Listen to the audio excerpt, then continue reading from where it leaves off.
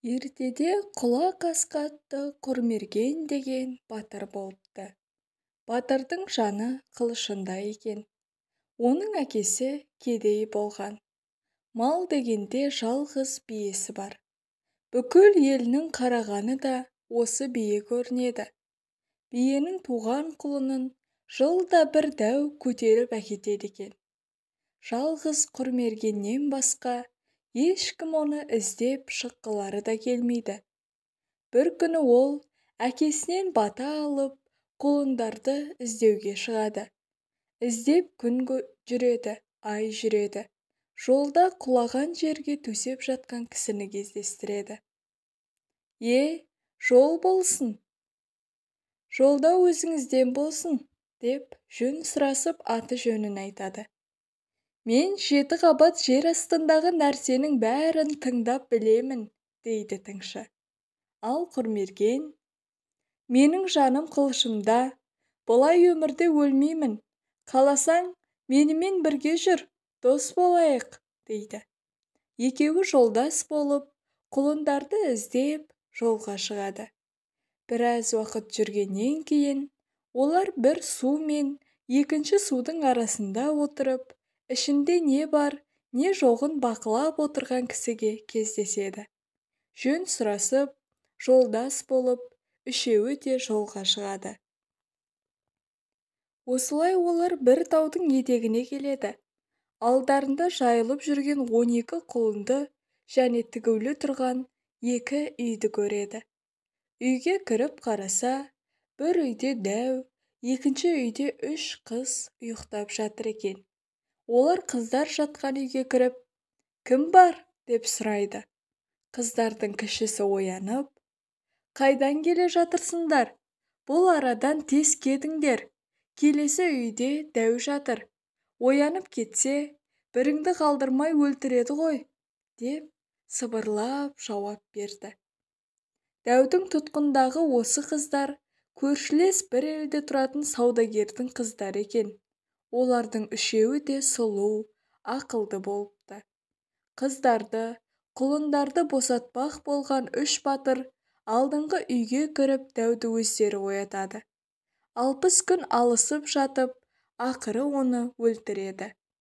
Осылай дәуді жеңген 3 батыр, 3 қызды алып, құлындарды айдап, үйлеріне қайтпақ болады. Жол жөнекей, 2 жолдасы Құрмергенмен қоштасып, елдерінде қалады. Құрмерген құлындарды айдап, қыздардың кішісін ілестіріп ауылына жетеді. Оны көрген әкесі, ел жұрты қуанып, кішігірім той жасайды. Батырдың 7 күн ұйықтап, 7 күн ұйықтамай жүретін әдеті бар екен. Сол 7 күн ұйықтап жатқан мезгілде, дәудің шешесі, жалмауыз кемпір, Құрмергеннің баласының кегін алуға келеді. Батырдың келіншегін алдап, «Күйеуіңнің жаны қай жерінде? Соны неге сұрап білмейсің? Мүмкін ол саған сенбейтін болар», деп азғырады да шығып кеткесін, қызға көрінбей, үйдің бір жеріне тығылып қалады. 7 күн өткеннен кейін, батыр ұйқысынан оянғанда, әйелі қиылып, «Сенің жаның қай жерде?» деп сұрайды. «Жаным қылышымда», деп күйеуі жауап береді. Оны естіген кемпір, батырдың қылышын ұрлап алып, дарияға тастап жібереді. Жансызданған батыр, құлақ асқа ат екеуі ғана қалады. Кемпір болса, құлындар мен қызды көрші елдің ханына әкеліп тарту етеді.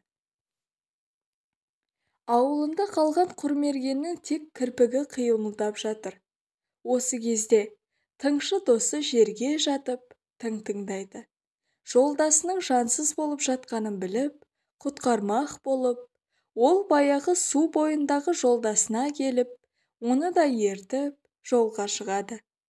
Екеуі Құрмерген батырдың ауылына келеді.